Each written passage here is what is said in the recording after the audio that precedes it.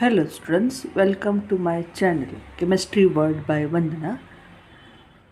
This is 12th standard CBSE Chemistry chapter number 1, 5 marks, example number 3. I would like to be discuss with you. This is third example. Already in the previous part I discussed with you two problems. Now the third problem I would like to discuss with you. इसके पहले की video में मैंने आपसे already discuss किया है दो problem. अभी हम थर्ड प्रॉब्लम की तरफ चलते हैं. इस प्रॉब्लम में आपको जो चीज़ दी है मैं इसमें दिखाती हूँ. थर्ड प्रॉब्लम है, हम पढ़ेंगे पहले, उसके बाद उसका सॉल्यूशन करेंगे. ए और बी दो पार्ट दी. इसमें एक 4% सॉल्यूशन दिया है सुक्रोज का, जिसका मोलर मास उन्होंने दिया है 341 ग्राम पर मोल. In water has freezing point of 271.15 Kelvin. Calculate the freezing point of 5% glucose in water. जिसने प्योर वाटर का फ्रीजिंग पॉइंट भी यहाँ पे दे दिया है 273.15 केल्विन मीन्स 0 डिग्री सेल्सियस. अब क्वेश्चन क्या है उसको पहले समझ लो, फिर बी पार्ट भी दिया है वो भी पढ़ेंगे बाद में. पहले ए पार्ट को समझ लेते हैं कि भाई एक सुक्रोज का सोल्यूशन है जो 4% है और वो सुक्रोज का सॉल्यूशन पानी के अंदर बना है, वाटर के अंदर, जिसका फ्रीजिंग पॉइंट 271.15 केल्विन है. अब हमें कैलकुलेट करना है फ्रीजिंग पॉइंट ग्लूकोज के सॉल्यूशन का जो पानी के अंदर है, और वो कितने परसेंट है? 5%. मतलब एक का फ्रीजिंग पॉइंट दिया है सुक्रोज के सॉल्यूशन का 4% का, तो 5% ग्लूकोज सॉल्यूशन का हमें उसका फ्रीजिंग पॉइंट निकालना है. बराबर है. यहाँ पे दोनों सॉल्यूशन वाटर में बनाए हैं और वाटर का फ्रीजिंग पॉइंट भी दे दिया है और सुक्रोज का भी मोलिकुलर मास दे दिया है, ग्लूकोज का भी मोलिकुलर मास दे दिया है. बिल्कुल सिंपल है प्रॉब्लम. थोड़ा सा जो चीज़ें दी है वो पहले हम यहाँ पे लिख लेते हैं ठीक से. बाद में मैं बी पार्ट पढ़ूंगी क्योंकि दोनों एक साथ पढ़ने से कोई उसका यूज़ नहीं है. 1 बाय 1 हम सॉल्व करेंगे. तो चलो भाई देखते हैं क्या है सॉल्यूशन उसका. पहले very simple. Now I would like to discuss with you that one things. देखो, जैसे कॉन्सेंट्रेशन दिया है सुक्रोज सॉल्यूशन का 4% W/W मास पर मास, आपको पता है. इसका मतलब कि अगर 100 ग्राम सॉल्यूशन लेते हैं तो उसके अंदर सोल्यूट का मास आएगा 4 ग्राम जो सुक्रोज है यहाँ पे, और मोलर मास सुक्रोज का आपको पता ही है 342 ग्राम दिया है. अगर 4 ग्राम आपके सोल्यूट का मास है, 4% W/W है, तो 4 ग्राम सुक्रोज मतलब सोल्यूट का है, तो 100 - 4 दैट इज 96 ग्राम वाटर का आएगा क्योंकि वो सॉल्वेंट है. क्योंकि 4% W/W का मतलब ही होता है 4 ग्राम आपका सोल्यूट और 100 - 4 96 ग्राम आपका सॉल्वेंट. और यहाँ पे सोल्यूट है आपका सुक्रोज और वाटर है आपका सॉल्वेंट. ठीक है. तो अब इसमें से हम नंबर ऑफ मोल्स निकाल लेते हैं सुक्रोज का. वो बहुत इजी रहेगा. कैसे निकालेंगे नंबर ऑफ मोल्स हमें ज़रूर पड़ेगी. देख लीजिए, हमें कैलकुलेट क्या करना है, यहाँ पे फ्रीजिंग पॉइंट करना है, राइट. तो उसके लिए हम पहले number of moles of sucrose देख लेते हैं. Number of moles of sucrose is equal to, we know that क्या होता है फॉर्मूला, जिससे यहाँ पे देंगे number of moles of sucrose is equal to molecular mass, sorry mass in gram upon molecular mass या मोलर मास. मास इन ग्राम दिया है 4 ग्राम और मोलर मास है 342. तो इन दोनों का जब हम करते हैं तो 2/171 मोल इतना आता है. अब यहाँ पे हम देखते हैं मोलैलिटी का फार्मूला लेंगे, क्योंकि मोलैलिटी लेने के लिए इसका रीज़न है जो हम आगे आपको दिखाऊंगी मैं. क्या रीज़न है इसका भी हम देखते हैं, क्योंकि हमारे पास फार्मूला है ΔTF इज इक्वल टू, आपको पता ही होगा. जैसे यहाँ पे इस फार्मूले के लिए यहाँ पे हमने दिया है ΔTF is equal to KF × M molality. ये फार्मूला हमें यूज़ करना है. तो पहले देख लेते हैं क्या चीज़ है.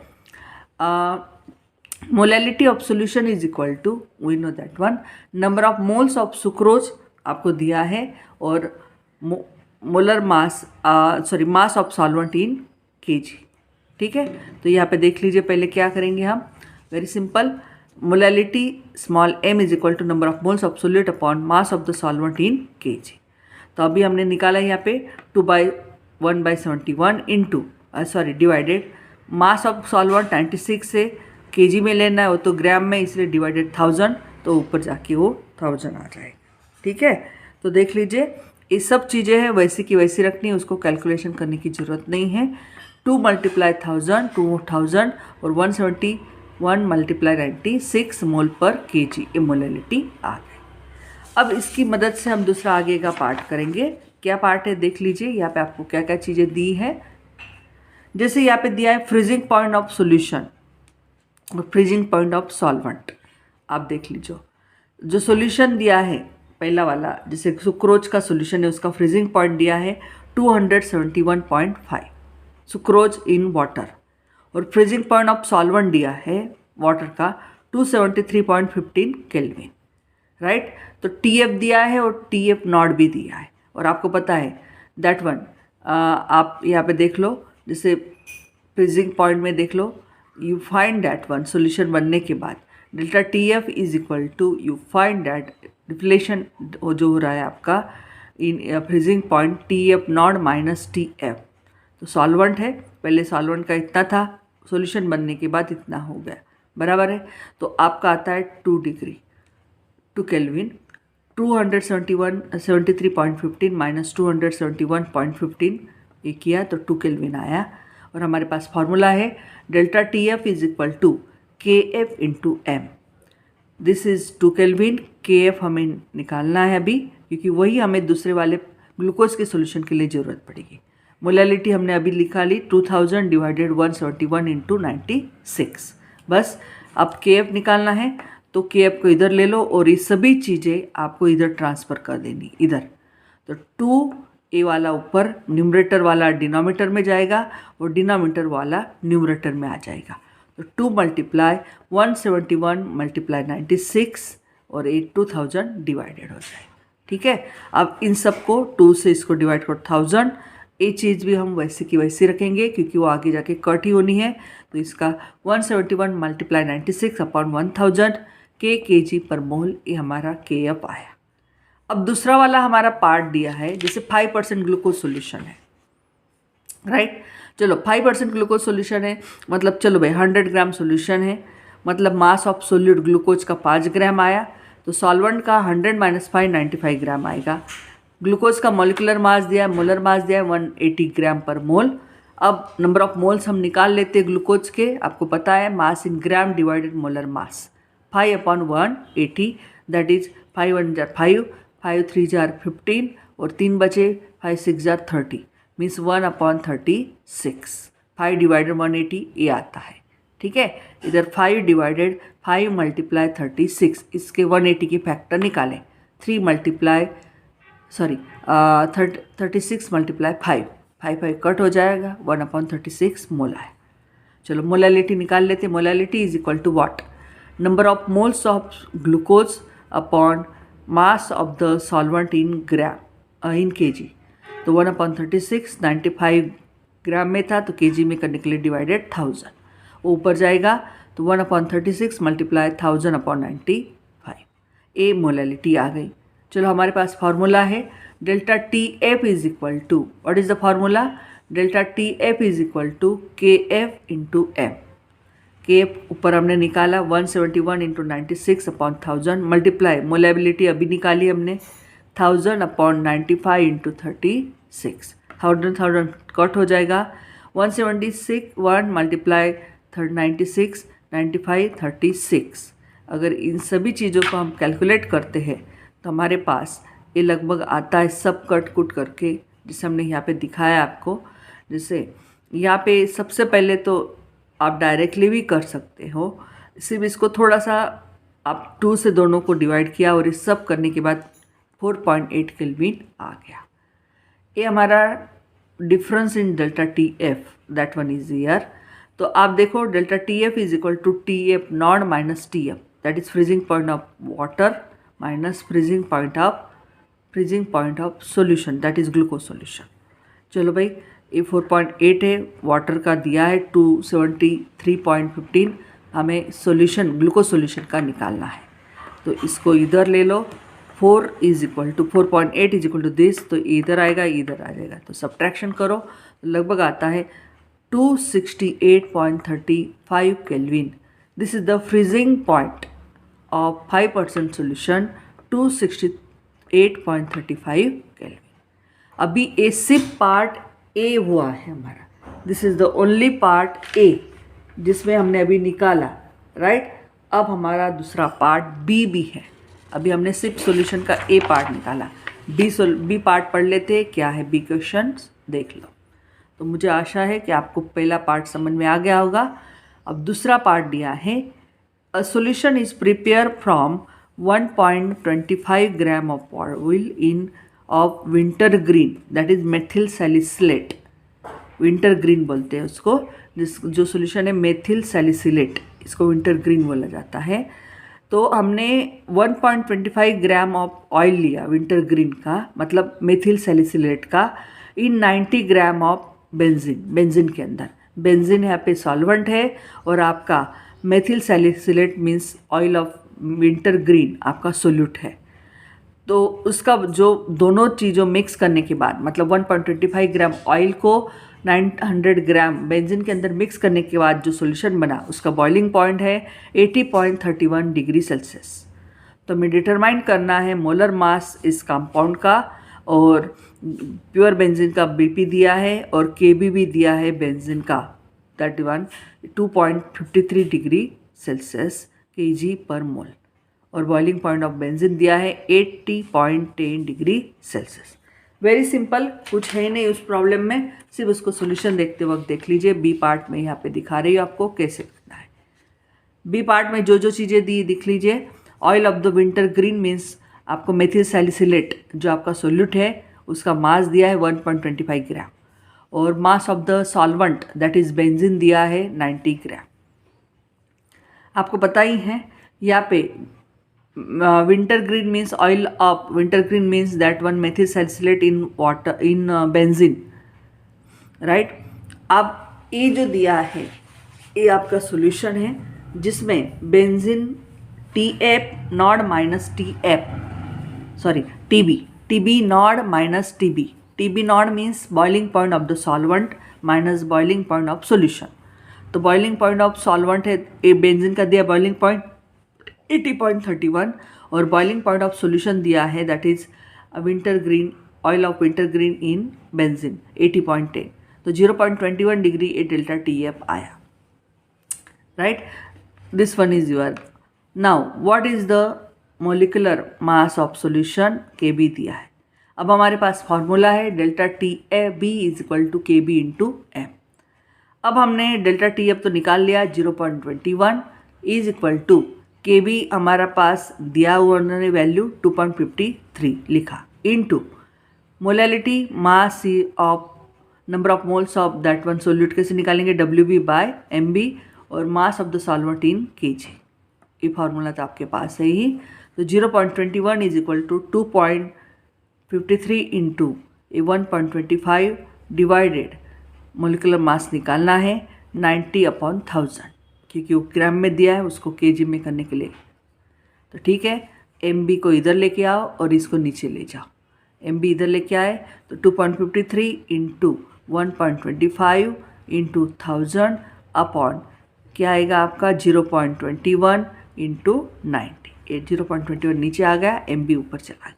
बस इन सभी चीज़ों को हमने कैलकुलेट कर लिया। जितना हो सके इजी इसको कट कर दो, 0 को 9 बचा है हमारा, 9 को इन दोनों से मल्टीप्लाई कर लो, 21 डिवाइडेड 100 कर दो, जो 100 जाके आप इस हिसाब से उसको कर सकते हैं। मीन्स 2.53 था तो 2 हमने किया। वेरी सिंपल, इसको कैसे कर सकते हैं, 253 फिर 1.25 और ये आपका बचा हुआ क्या क्या है देख लीजिए, 1, इसको दोनों को मल्टीप्लाई किया और यहाँ पे जाके अगर आप देखते हो तो लगभग हमारा आता है। इसको सॉल्व करने के लिए वेरी सिंपल, 253 देख लीजिए, 253 मैंने यहाँ पे लिया, ये 125 था तो 125 डिवाइडेड 100, तो ये 100 कट हो गया, मीन्स आपका 125 आया और ये 2.53 यहाँ पे आ गया। और यहाँ पे 21 था, बराबर है, तो 21 बाय क्या था आपका दैट 1, 21 मल्टीप्लाई 9 189 वो 100 था, वो 100 ऊपर चला गया। ठीक है, 100 ऊपर चला जाएगा आपका। तो यहाँ पे आपका 100 ऊपर चले जाने के बाद क्या होगा देख लीजिए। 100 ऊपर चला गया, इन दोनों को मैंने मल्टीप्लाई कर दिया, 100 मल्टीप्लाई हो गया और लगभग आपका आता है। ये सभी चीज़ें करने के बाद आपको मिलता है, मैंने यहाँ पे आपको दिखाया भी है, वेरी सिंपल, दोनों का मल्टीप्लाई करके इतना आया। फिर डिवाइडेड दिस वन 189 है, उसका डिवीज़न भी यहाँ पे दिखाया है, आप देख लीजिए। और इस सब करने के बाद लगभग आता है 167 पॉइंट जो है आपका 9 ग्राम पर मोल, ये आपका आ गया। This is molecular mass. Very simple, कुछ नहीं है, सिर्फ उसको थोड़ा सा कैलकुलेशन करने में। मैं यहाँ पे आपको एक बार ठीक से दिखा देती हूँ, शायद कुछ मिस्टेक होगी तो हम कैलिब्रेट कर लेते हैं। तो देख लीजिए यहाँ पे हमारा ए था 0 कट हो गया। अब देख लीजिए 120 100 था तो ये 100 कट हो गया 2.53। फिर हमारा आया बचा कुछ नहीं यहाँ पे, क्योंकि ये 100 और इधर का 100 कट हो गया। तो ये 0.21 था तो 21/100 था, वो ऊपर चला गया। ठीक है, तो हमारा यहाँ पे 100 होना चाहिए एक्चुअली, देख लेते हैं, क्योंकि 21/100 ऊपर चला गया। ठीक है, तो 100 है। तो अब ये हमारा आ गया, लगभग आगे आ गया, मतलब ये कुछ बचता ही नहीं है। तो यहाँ पे लगभग हमारा ये आता है दिस वन। ठीक है, इसको अब क्लैरिफाई कर लेते हैं क्या चीज़ होगी। तो हमारा लगभग ए विंटर ग्रीन का दिया है, कौन सा नाम है, मेथिल सैलिसिलेट। तो इस तरह से अगर आप देखते हो मेथिल सैलिसिलेट, तो इस हिसाब से आपका आएगा this one is here. Okay, तो ये मल्टीप्लाई करने के बाद इतना आता है। So this one is your main. Now next one, fourth problem देख लीजिए। कैलकुलेशन में अगर कोई मिस्टेक है तो ज़रूर मुझे बता दीजिए। ठीक है, अब आता है 4th नंबर का प्रॉब्लम। एक 10% सोल्यूशन दिया है सुक्रोज का इन वाटर, जिसका फ्रीजिंग पॉइंट है 269.15 केल्विन, और calculate the freezing point of 10% glucose in water if the freezing point of pure water is this. Very simple, same problem, लेकिन थोड़ा सा यहाँ पे उन्होंने चेंज कर दिया है। 10% सोल्यूशन है सुक्रोज इन वाटर, और जिसका फ्रीजिंग पॉइंट दिया है, और ग्लूकोज का दिया है 10%, जिसका प्योर वाटर का फ्रीजिंग पॉइंट दे दिया है। मोलर मास दोनों के दिए यहाँ पे। चलो फिर वो चीज़ हम यहाँ पे लिख लेते हैं। जो जो चीज़ें दी हैं, freezing point of sucrose solution 269.15 और freezing point of that water 273.15। तो डेल्टा टी एफ हम दोनों का सब्ट्रैक्शन करेंगे तो 4 केल्विन हमारा आएगा। तो delta T F is equal to, आपको पता ही है, delta T F is equal to K F into M. तो हम इस पे से निकाल लेते हैं, क्या आएगा हमारा देख लो। तो delta T F is equal to number of moles निकालेंगे क्योंकि ज़रूरत पड़ेगी सुक्रोज की। तो number of moles of sucrose is equal to mass of the solute, क्योंकि नंबर ऑफ मोल्स के लिए मास ऑफ सोल्यूट 10 बाय कितना आएगा 342, और इसको 5/171 मोल आएगा। ठीक है, ये नंबर ऑफ मोल्स आए। Molality is equal to number of moles divided mass of the solvent in KG. तो 5/171 90 दिया है आपका, क्योंकि 10% सोल्यूशन है तो 10 ग्राम सुक्रोज आएगा, और 100 माइनस 10 90 ग्राम सॉल्वेंट आएगा। तो इसको लिख के इतना कर लीजिए। सेम प्रॉब्लम है, वहाँ पे 4% 5% था, यहाँ पे 10% दिया है, लेकिन थोड़ा प्रैक्टिस के लिए अच्छा रहेगा आपके लिए। तो इस तरह से ये चीज़ हमारी यहाँ पे होगी। अब आगे देख लेते हैं क्या पार्ट है। Very simple. तो अब आता है आपका next part, that one is simple. भाई इसको ये हो जाने के बाद नेक्स्ट पार्ट में हम देखते हैं क्या करना है। Delta T F is equal to, देख लीजिए, delta T F is equal to K F into M sucrose. 4 आया, के एफ इंटू हमने अभी देखा सुक्रोज का, क्योंकि 5 मल्टीप्लाई कहाँ से आया, ये 5 मल्टीप्लाई 1000 ले लिया, that is 5000 upon this one. तो 0 0 कट हो गया, 90 था, बराबर है। तो एक KF हमें निकालना है, तो ये सभी चीज़ें इस साइड चली जाएगी। तो 4 × 171 × 9 डिवाइडेड 500, ठीक है। फिर हम यहाँ पे करते हैं 5 से, आप देख लीजिए इन दोनों को मल्टीप्लाई कर दिया, 9 × 171 तो लगभग 1539। और this one I will write to just take 5 × 4, 4 divided 5 means 0.8, 0.8। और ये आया हमारा इन सभी चीज़ों को KF वैल्यू। अब इस सब KF वैल्यू आप वैसे की वैसे रखो तो भी चलेगा, क्योंकि उसको डालनी है, वो आगे जाके आपको होगी ही।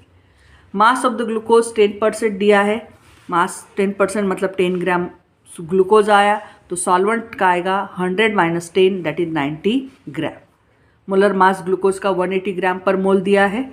नंबर ऑफ मोल्स निकालेंगे 10/180 दैट इज 1/80 मोल। चलो मोलालिटी ले लेते हैं 1/18/90/1000, राइट, क्योंकि वो ग्राम में था तो केजी में कन्वर्ट। तो लगभग 100, ये देख लीजिए 1/80, 1000 ऊपर कट हो गया, 100 divided this one is your 162 gram mole पर केजी। ये हमारी मोलालिटी आ गई। तो चलो भाई फार्मूले में डाल देते हैं, delta TF is equal to KF into molality of glucose. KF की वैल्यू ऊपर जैसी थी वैसी की वैसी ले लो, इंटू मोलालिटी आपका 100/162। तो ये दोनों कट हो जाएंगे, क्योंकि 10⁻² और 10⁻² कट। फिर जो बचा है उसको हम दे लेते हैं 8 × 10⁻1, फिर आपका 1539,162। चलो 8 से इसको करेंगे तो आप देख लो 4 और ये आएगा 54, इस सब कट कर लो। फिर आप 3 से डिवाइड सभी पूरी चीज़ें करने के बाद आता है 76 केल्विन। बस यहाँ पे हमें करना है, डेल्टा TF हमारा 76 आया, TF हमारा दिया नॉड वाटर का 273.15 और ये। चलो इसको इधर ले लो, इधर आ लो, लगभग आपका इतना आ जाता है। So this is the 4th problem. Now I have finished 3rd and 4th problem. Now the next problem is here. 5th number का प्रॉब्लम हम डिस्कस कर देते हैं, तो वो आपको जल्दी से समझ में आ जाए। तो what is the next part I would like to discuss with you. लेकिन इसी में और एक प्रॉब्लम था, जिसे मैं आपको बता देती हूँ। जैसे हमने देखा था, इसी में 4th में आपके 2 पार्ट थे। एक पार्ट में आपका इस सॉल्यूशन था और B में था define reverse osmosis and abnormal molar mass. ये भी आपको डिस्कस करना है। ये पहला पार्ट तो आपको समझ में आ गया होगा। मैं आपको दूसरा वाला पार्ट आपको यहाँ पे बताती हूँ। What is the reverse osmosis, देख लीजिए। इसमें 2 पार्ट दिए हैं। The process of osmosis can be reverse if a pressure larger than osmotic pressure is applied on the solution side। देखो, ऑस्मोसिस की जो प्रोसेस होती है उसको हम रिवर्स कर सकते हैं अगर हम ऑस्मैटिक प्रेशर से ज़्यादा प्रेशर अगर हम अप्लाई करते हैं सॉल्यूशन साइड में, तो इसका रिजल्ट ऐसा होता है कि सॉल्वेंट आपका सॉल्यूशन की साइड से प्योर सॉल्वेंट की तरफ मूव होना स्टार्ट हो जाता है थ्रू सेमी परमिएबल मेम्ब्रेन। क्या है, बिल्कुल सिंपल है। What is reverse osmosis?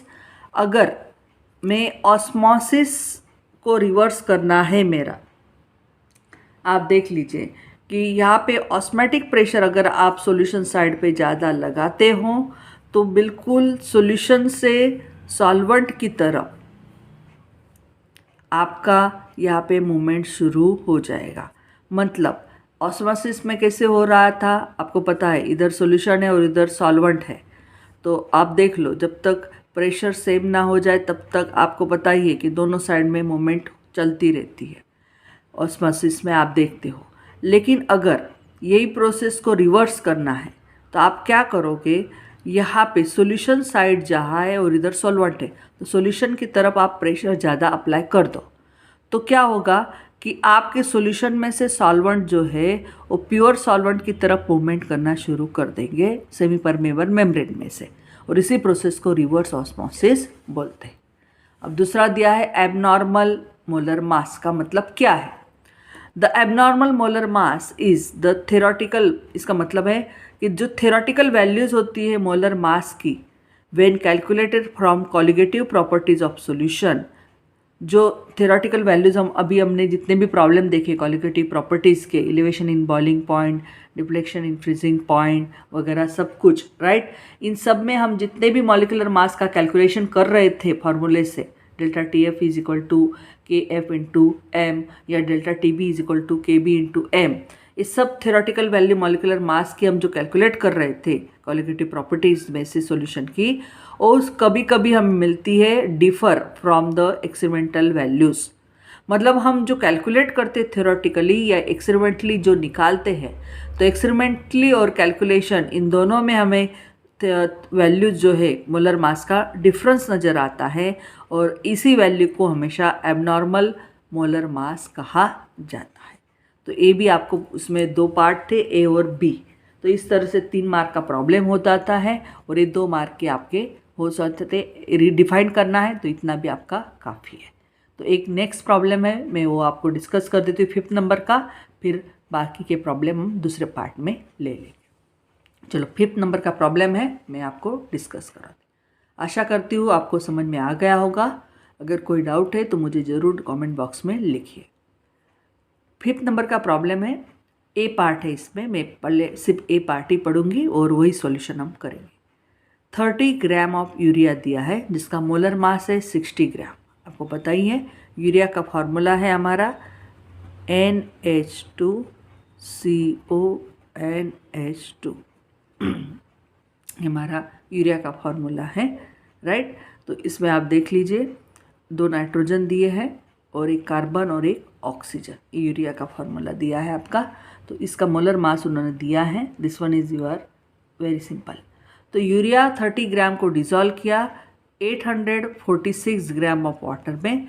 Calculate the vapour pressure of water for this solution if the vapour pressure of pure water is this one. Very simple, देखो क्या करना है हमें। यहाँ पे जो चीज़ें दी हैं, यहाँ पे आपको सिंपल देखना है कि भाई यूरिया दिया है जो 846 ग्राम यूरिया वाटर में डिज़ोल्व है। अब डिज़ोल्व करने के बाद जो सॉल्यूशन बनेगा, राइट, तो vapour pressure of water for this solution, देखो if the vapour pressure pure water का वाटर इज़ दिस वन, हमें सॉल्यूशन का मतलब यूरिया वाटर में डालने के बाद जो सॉल्यूशन बना उसका वेपर प्रेशर कैलकुलेट करना है, और प्योर वाटर का वेपर प्रेशर उन्होंने दे दिया।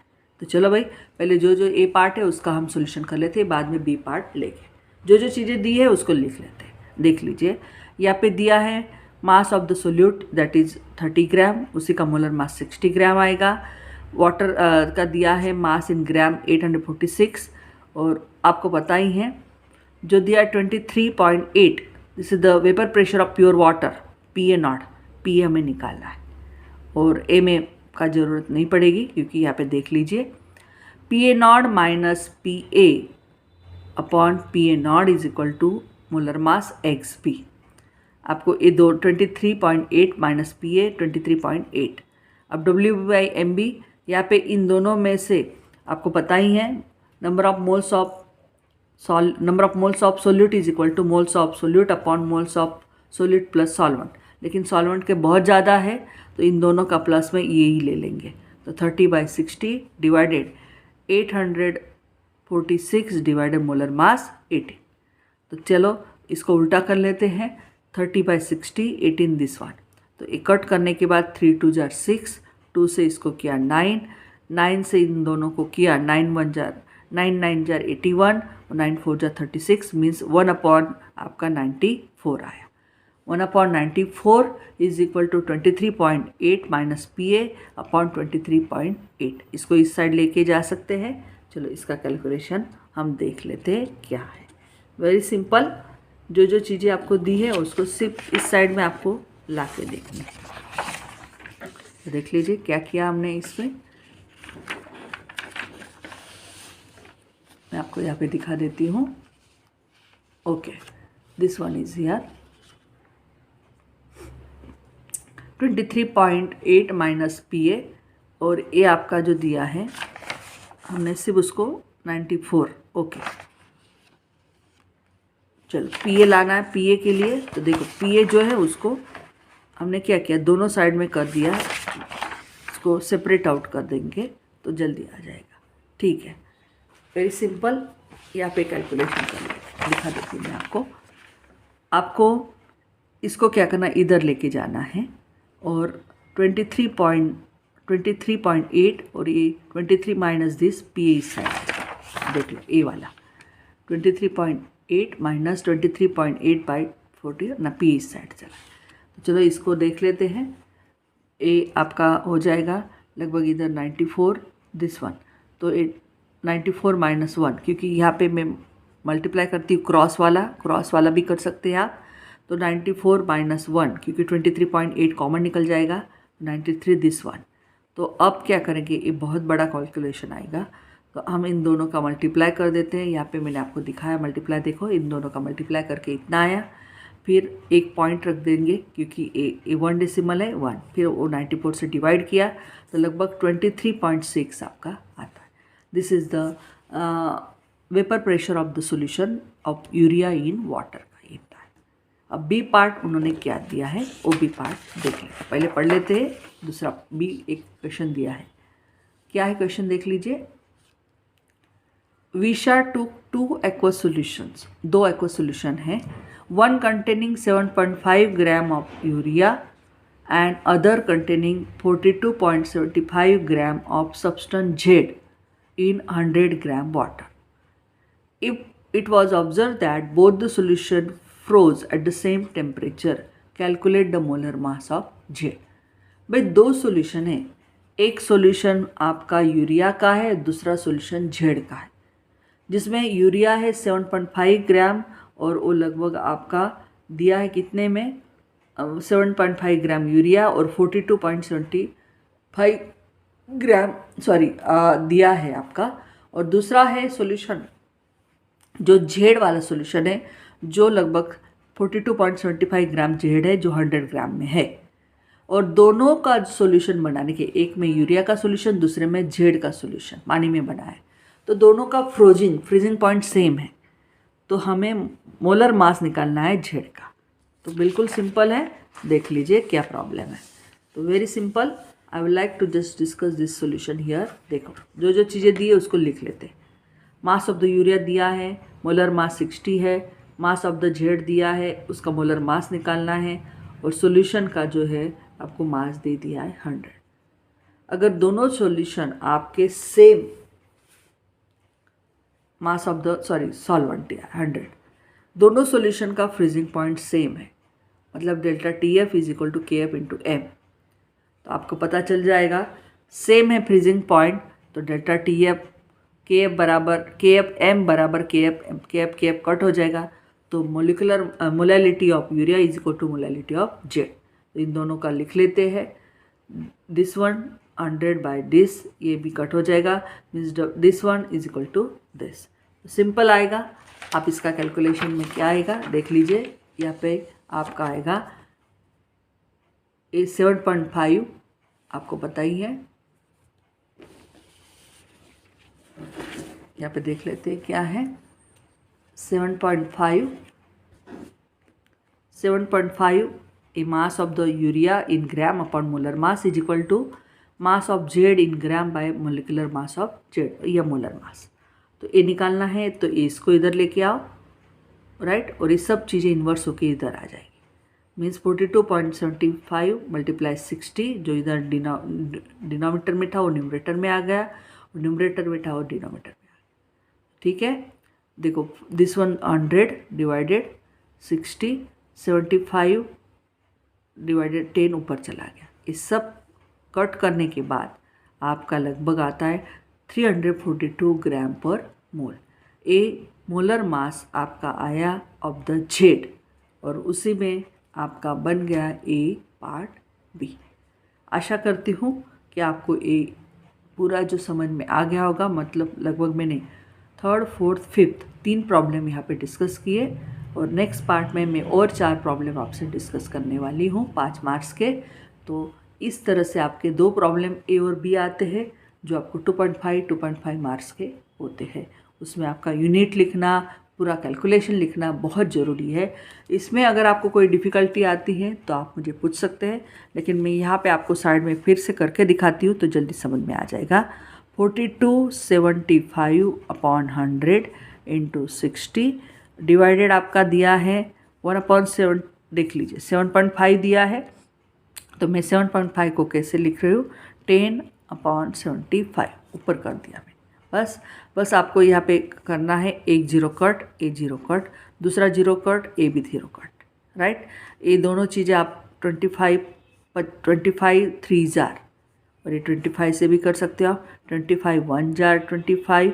उसके बाद आपका आता है लगभग कितना, देख लीजिए, फिर आपका बचा कितना 25, मतलब आपका 35, और ये आपका बचता है लगभग 42 में से 25 चला गया तो आपका होगा 7, और एक बचता है आपका 17, 177 है दिया हुआ, और 25 आपको पता ही है, 25 लगभग आपका 7 जार, 25 7 जार आता है 175, 2 बचा 25 1 राइट, 3 1 जार 3, 3 2 जार, ठीक है।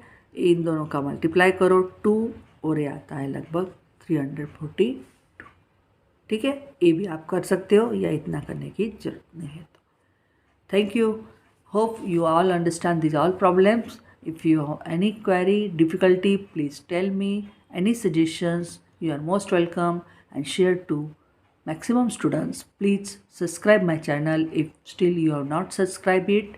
Thank you for giving me good response.